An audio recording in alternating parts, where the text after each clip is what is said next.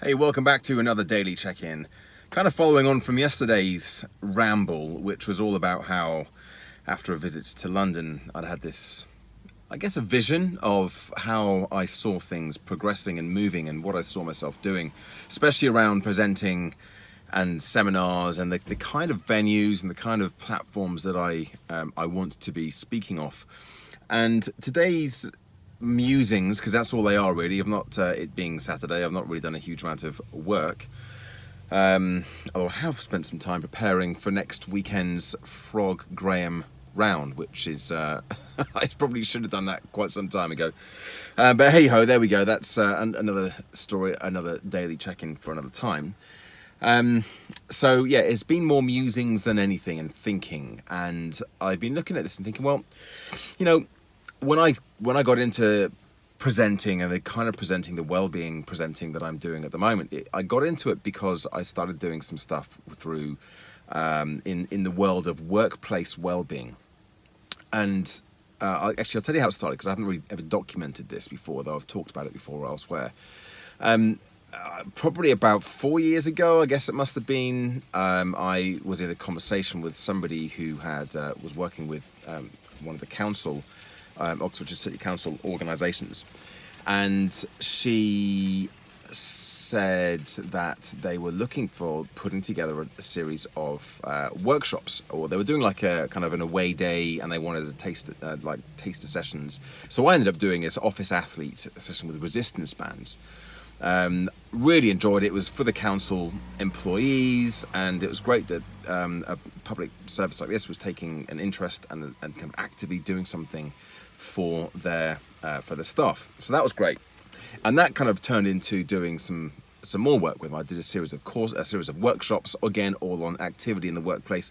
Somebody else did nutrition, somebody else did resilience. In fact, that was my friend Mark Davies from Seven Futures. He did resilience, and we've remained good friends since then, actually. So he's helped me with some stuff in the past too. And there was somebody else, I think, doing maybe it was even mindfulness. I can't remember. But anyway, that really got me into it. And then it was a conversation I had with Travis Perkins, started doing a little bit of work with them, did some stuff with Wix. And I really got into this whole idea of, wow, you know, I can really have an impact here, make a difference to larger groups of people by presenting from a stage to audiences working in corporate land. You know, I look at the people who I normally work with, and they're people, and they come to me for, you know, various reasons, and they're doing different things, but they tend to go somewhere and work.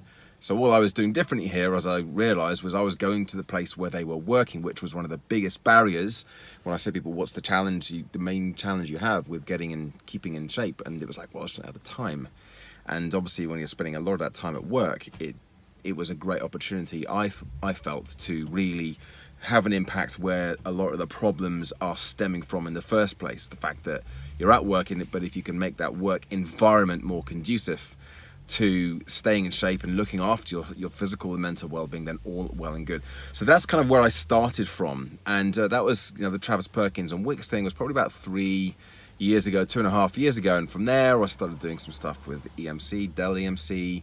I did some stuff with British Land, Broadgate Estate. I did some stuff with Oxford University, but nothing really kind of stuck. And that was when I decided that when I say stuck, nothing. There was nothing that was ongoing, and that was the challenge I had. That I wanted to be doing more ongoing work, and I wanted more clients. I just wanted to be doing more of what I was already doing. I guess that was the big thing.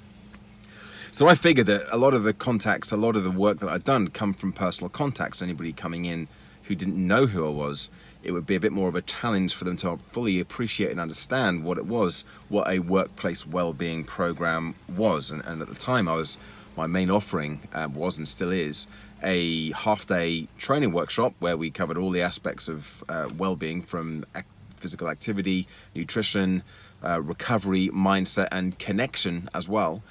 And then there was a 12-week online implementation program, which kind of took the concepts that we learned on the workshop and drip fed it through the course, which is essentially what I do with my Boost program for the general public.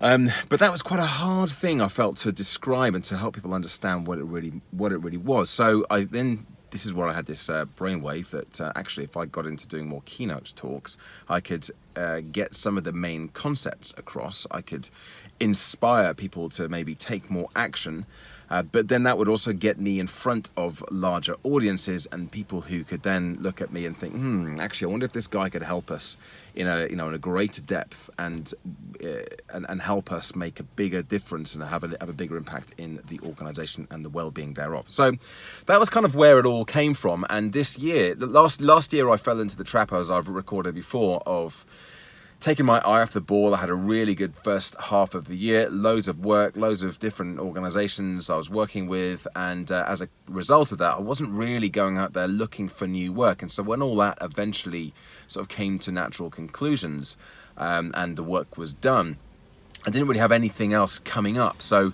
that was when I decided to pivot and change this tactic of going into doing more keynotes, which I realized I absolutely really enjoy and love doing those kind of talks.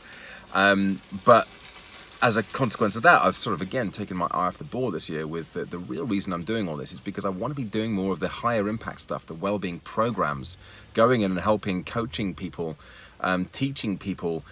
I know that I know there's a difference you can make, I can make with giving a single talk, and there'll be a number of people in the audience who are like, yeah, whatever. There'll be a number of people in the audience who it might land on them and it might make a difference, and there'll be a small number of people in the audience who just go, that's just what I needed to hear. It's the right time, the right message in the right way, and then they make some changes. I know that's how it works because I've had so many people come back to me over the years and tell me that they were those people who had those penny dropping moments and they went ahead and they made big changes in their lives. So I know that it can be effective, I know it can be impactful, but I also know that when I am in a workshop environment with people, when I'm working in a more kind of closely sort of coachy environment with people, I know that I can have an even bigger impact with more people. And I need to get back, I want to get back to doing more of that as well. So without taking my eye off the ball with my commitment and my focus for the keynotes, the motivational speaking, the thing I've really spent a lot of time and effort and have documented to a great extent through these videos largely this year, I'm not about to turn my back on that and take my eye off the ball there, but I want to get back to doing more of the workshops, and I'm gonna, I've got a few ideas already sort of bubbling around in my head as to how I'm gonna do that, but that's definitely on the cards. That's definitely the thing that I'm gonna be, the last quarter of this year, reaching out, reconnecting with some of the contacts that I've had, some of the people I've worked with in the past, and looking at how I can set something else up for this more impactful work.